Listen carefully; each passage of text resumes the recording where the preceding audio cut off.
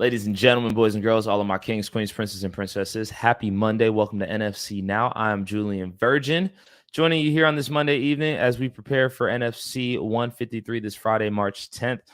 Make sure you get your tickets at NFCfighting.com. Also, Terrapin will have their NFC Mixed Martial Ale on tap. Make sure you grab a couple glasses of those while you're there. Coming up next to the NFC pod, I want to make sure I'm saying this man's name right as well, because I'm sure I'm not saying it the way that his mama said it. But a man who has fought in the NFC many times, a man that has just been traveling the world, living out his dreams, the founder and CEO of Talented Reflexes, our guy, Ose Abunaw. Voila. Ose, what's up, brother? What's up, Julian? How you doing? Man, I'm actually really maintaining today, bro. I cannot complain. It's a happy Monday. Got up this morning, got a good workout in. Shout out to my people at the gym, SVG. Can't complain, man. How about yourself, bro? Not bad, man. Just got back from Vegas. Finally got to get some rest, because it's been a hectic week. Yeah, and back to training. Indeed. Ose, the weapon. Before we go any further, could you just lean your camera up a little bit more so we can see your heart? You don't have to lean back. Just lean your camera up. Just perfect. That's perfect, man. How do you say your name? Your first and last name. Like, how does your mama say it? Ose. Ose. Yes, Ose. How do you say it? Ose? Yeah. Abunaw. Ose Abunaw. Abunaw. Is that Igbo? It's Benin. Benin. Yeah. And could you explain to everybody what Benin is? It's just another tribe, like Igbo in Nigeria. There's the Igbo tribe and there's the Benin tribe. There's a lot of different tribes in Nigeria, in Africa, from what I'm hearing. And again, I'm still learning, so I just wanted to give you a fair opportunity to explain to our entire NFC community what it is. Our Benin brother, Ose, the weapon, Abunaw. Thank you for joining us, man. I know you've been in Vegas the whole week with the GOAT, Jon Jones, man. I was interested to see like how that whole thing even came about, bro. Like, could you start us from the top? How are you even linked in with that camp? So let's see. Man, like 4 years ago, 4 to 5 years ago, before COVID and everything, I decided to just go train at Jackson Wing for like a month. So I just packed up and went and stayed in the dorms just as a exploratory trip. I just wanted to explore. I have a great job and I can work from anywhere in the world. So I decided to just go to New Mexico and work from there while I stayed at Jackson Wing. And when I went to Jackson Wing, I started training there, and I guess that's where I started making friends. And I made friends with all of Jon Jones's coaches, basically. He has his coaches like Coach Alex, Brandon Gibson. These are all people that I'm close to and I talk to. So, and the way I made friends with them is not by saying, hey, I want to be a friend. They saw me putting in work on the mats, and they were like, okay, yeah, you can hang with us. And that's how the friendship started. And then as far as Jon, I don't really know how me and Jon became friends, but I know I saw him, said what's up to him. We got to talk and stuff. And then he started following me on Instagram at some point. And yeah, he watches my stuff. He sees what I post. He sees my videos. He communicates with me. And he saw that I'm a different kind of martial artist, And ever since then, we have just been, friends. And fast forward before COVID, he flew me out to Albuquerque to hang out with him for like a week, and I felt like this was like a recruitment process. He wanted to get a sense of who I was as a person. And so I was there for about a week. We trained, me and him only sparred every day. I would show up and we would spar for like 2 hours straight, and just vibe and chill. And this was when he was making the transition to heavyweight, And ever since then, we just kept in touch, and that's how it's been. Again, ladies and gentlemen, Ose, the weapon, Abunaw, joining us here on NFC Now, explaining his relationship with the GOAT, Jon Jones. earlier I just had on Jesse Wable, man. We spoke about just relationships and how like, yo, people are people, and like if you make a good impression, it always sticks in somebody's head. And that's what I just heard, man. You went out there and just trained, and then you were able to just meet people and network. Yeah. You mentioned your job as a I just saw you're a software engineer. Yeah, I'm a software engineer. I write code for a living. Indeed. So you're able to do that wherever you are. Wherever I am. Indeed, you just need to open up your computer and be able I just to do need to that. open up my computer and get to work. Indeed. So Jon Jones flies you out for that. You said it was a not courting process. Like how did you describe it? A recruitment process. He was trying to get a sense. Recruitment. I feel like he was trying to get a sense of who I was as a person and as a martial artist. This was the first time that me and him actually got to spend time together, just the both of us. Yeah.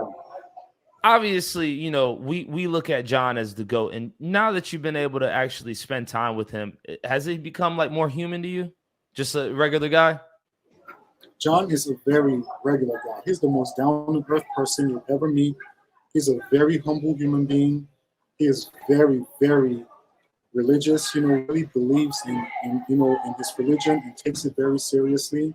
And when all the stuff was happening and the media blowing shit out the media, I was just like, man, you guys really don't know this guy. It just so happened that he had the wrong people around him, and these people affected him in certain ways, but he has definitely cleaned up his circle and keeping the right people around him. This time around, as he went to go obtain the heavyweight title versus Cyril Gane, when did he bring you out for that, and why? I'm a striker. I'm a very methodical.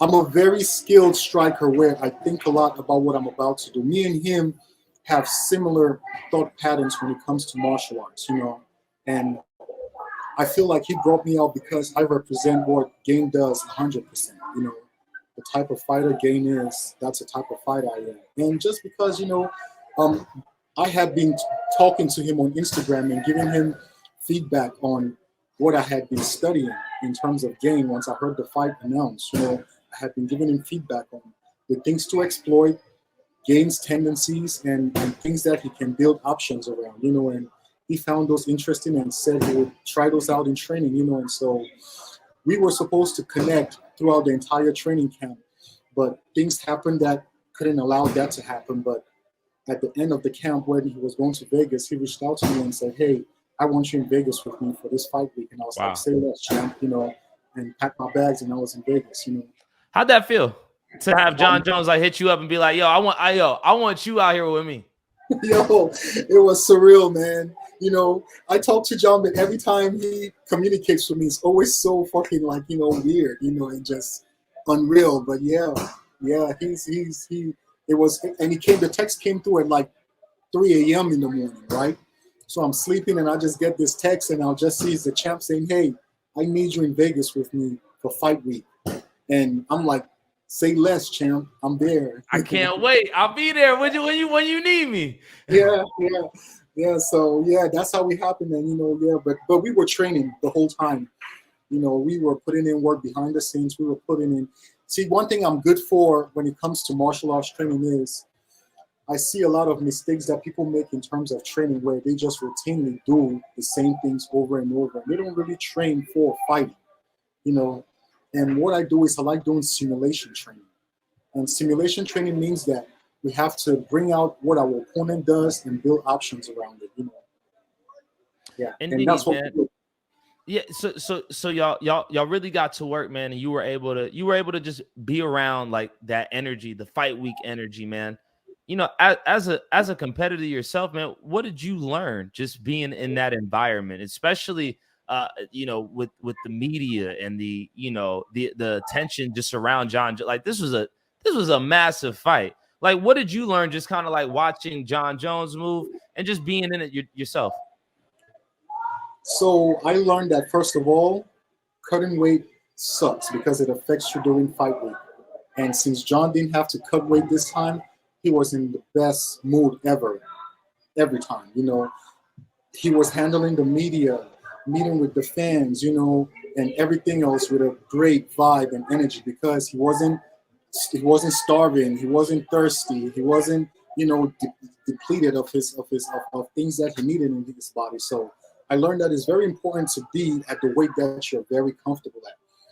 And two, the other thing I always learn from Jon is, man, you have to be very humble. He's a very, very humble human being, very humble. Man, he really will stand and talk to all his fans. His circle really has to say, "Yo, enough, bro, enough."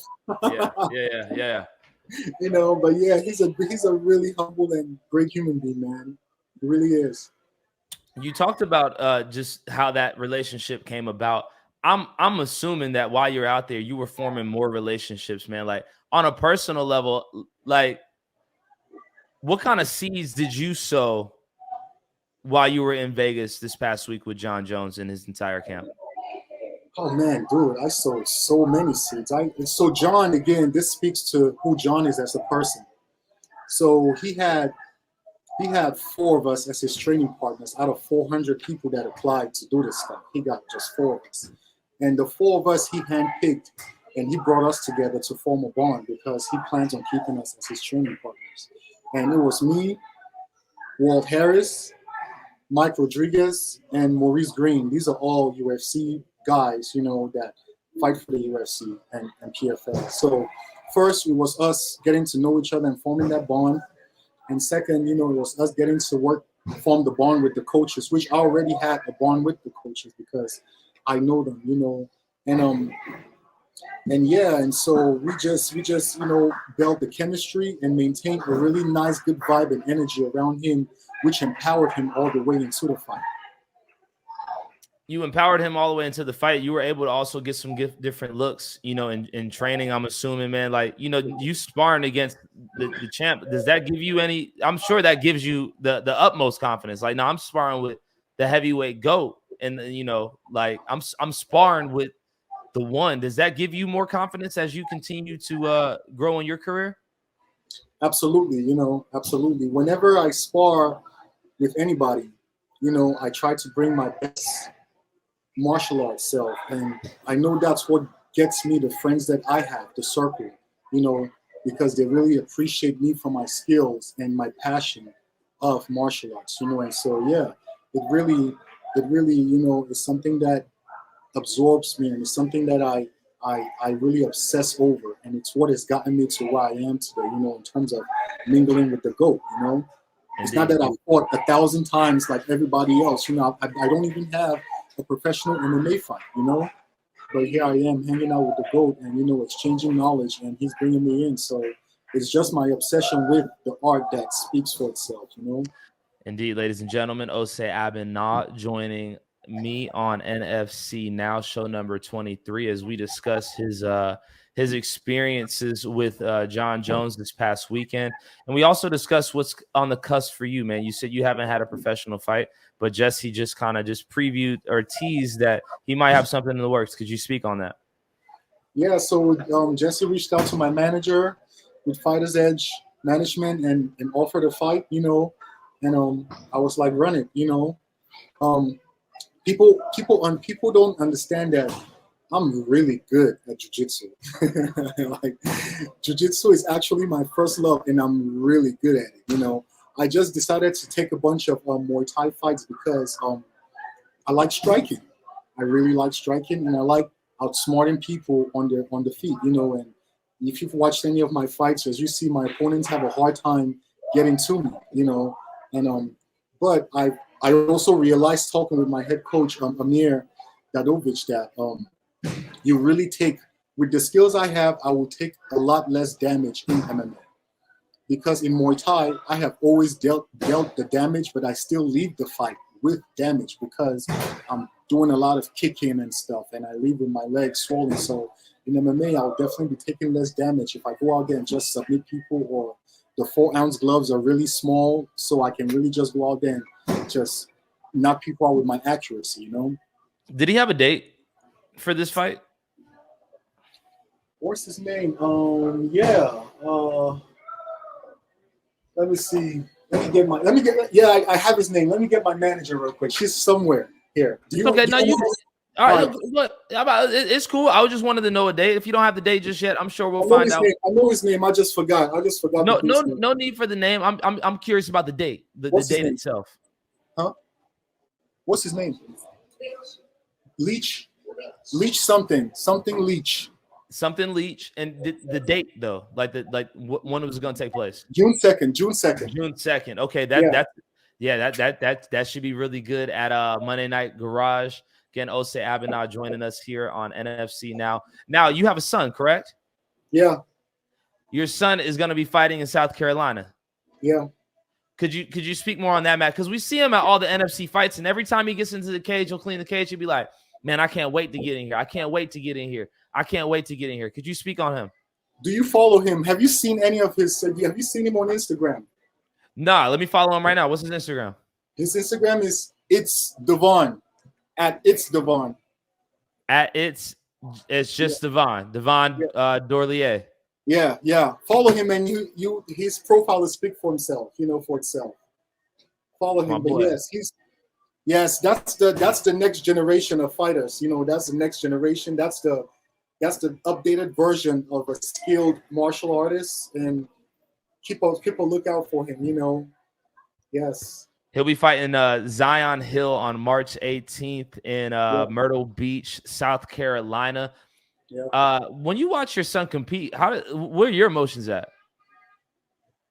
My emotions are we putting the work for this the right way, and I have the best seat in the house to watch him put on a show, and that's what he's always done. He gets all the information on how to keep himself safe in there, which I spend hours, just studying and making sure that I give him everything. And by the time he gets out there, he's an assassin ready to just put work, man. You should see him live, yo. He is nasty. I'm excited to see him just strictly based off of his excitement to be in there. Again, every time I see him, he's like, "Yo, I can't wait to get in here." Yeah. In between fights, I'll just be in the cage and he'll just be like, "Yo, man, I can't wait till my opportunity. I can't wait." So, what is he, 17? He's 17. And the thing is, he's 17, but we can't compete. Like when we go to compete in certain spots, the youth can't compete with him no more. So they have to match him against adults. And he just beats all the adults in his weight division. Really? So we should look forward to watching him compete in the NFC here sooner than later. Yeah. Oh, yeah, definitely. He's going to be in the NFC putting on a good show for the fans. Indeed. Again, ladies and gentlemen, Ose Abunaw joining me here on NFC now. Just a couple more things, man. I see you train with my boy Ziggy 2-Player, man. That's my Igbo brother. You know what I mean? Man, Ziggy's my guy, yo. Yeah, Ziggy was my mentor in college, for college radio, man. He was somebody I always listened to, man. Always took me under his shoulder. I see that you're training with him at Gwinnett Training Academy, man. Could you just speak on the academy itself and some of the great things that y'all are doing over there? Man, this academy has been the place that has bred all the talent you're seeing around in Georgia. It used to be Gwinnett. It used to be ATT Gwinnett, and it split at some point due to politics. And the Limas opened up their own gym, and a bunch of people followed the name and went to the Limas, which is cool. But the source code stayed here. And it's not about volume. It's about quality, and the remaining people that are here, we're breeding them to show the world what true martial artists look like. You know what I'm saying? And so, yeah, we have Amir Dadovich as our head coach. Amir is a very, very skilled veteran martial artist, and he taught me a lot of what I know, and I look up to him a lot as a head coach and as a human being, as a big brother. He guides me in a lot of things, and so this is the place, man. This is the place, and we don't have a lot of bodies here right now in terms of certain programs, but it'll pick up. It's just a matter of time. Indeed, I love what you said. It's not about the about the volume. It's about the impact that y'all are making. Yeah. So shout out to y'all. I know we got our guy Nico Peace competing this week. He's actually here. Bring Nico and let him say what's up, man. Yeah, come on, Nico. Come holler at the gang. We're getting Nico ready. Nico Peace. It's not gonna be so peaceful. Nico, peace. Nico, what's up, bro? Man, you know what time it is. I'm excited to watch you compete, man. What you walking out to this week? Oh man, true. I don't know if I can tell you that secret, man. Just know, man. Just wait on it. Just wait on it. You never know. That's what's up, man. Hey, man, we look forward to watching you get out here, man. We just previewed your fight a little bit earlier, man. Definitely look forward to you just coming out there and entertaining the crowd, man. You did such a great job entertaining the crowd. You did a hell of a job fighting, man. Look forward to you getting out there. Most importantly, you know, we come to fight, but we got to entertain, man. That's what brings the numbers in, and that's what's important. So, you know. It catches eyeballs too, man. So, like, you know, after you fought last time, I know that was your debut, man. It was like, okay, I'm looking forward to watching you compete this next time and seeing your name on this card at the Battery, man. Like, yo, I mean, you're fighting at the Battery, bro. Like, this is a pretty monumental card. Where are your emotions at? I don't feel too much emotions. Every once in a while, you get a little bit of, you know what I'm saying? But I'm not too worried about it. I'm more so, honestly, the first fight, it was all of the nerves. That I really got so much nerves out of that one. And this one is not going to be as much, you know. I really got the feeling of stepping in the crowd, hearing my parents hearing my name, you know, seeing like it's just me and one other dude in the ref that want to hurt me, you know. So I know what time it is this time, and I'm going to go do what I do. Man, look forward to you doing that, man. My last question to you before we holler back at Ose, man. You know, again, I'm talking to Ose right now, but like, how would you describe Ose as a man? As a man, it's to put it the simplest, the least words would be the best mentor that you could really learn from in more aspects than just fighting. Like, to take away from, man, you got me. That's hard to describe. He's the best person you can be learning from. I can tell you that much. I respect that, man, and I'm sure Ose respects that too, man. I just see all the work that y'all consistently put in, man, and you know, just consistently posting, man. So definitely look forward to watching you compete coming up this weekend, Nico. Looking forward to it, man. I appreciate you. Again, ladies and gentlemen, that's Nico Peace, not Price. Nico Peace. He'll be. There we go. Hey, make sure David don't get my stuff messed up no more. I got you. I'm gonna make sure we say it. I'm gonna make sure I say it the right way. Nico Peace. He'll be competing this Friday night against Mr. Breed. I think Breed is from this new gym. So look forward to having him. Ose, before we part ways, man, your final thoughts. What do you want to leave me and the entire NFC community with, brother? Man, let's see. The NFC community is great. David Oblast gives us a great platform to showcase our skills as martial artists. You know, David Oblast is a very nice dude, super humble guy. That is has a good sense of humor, and I've grown fond of him. You know, and hey, as martial artists in the NFC community, we need to start supporting each other. And you know, I'm the CEO of Talented Reflexes. It's a brand that represents martial arts.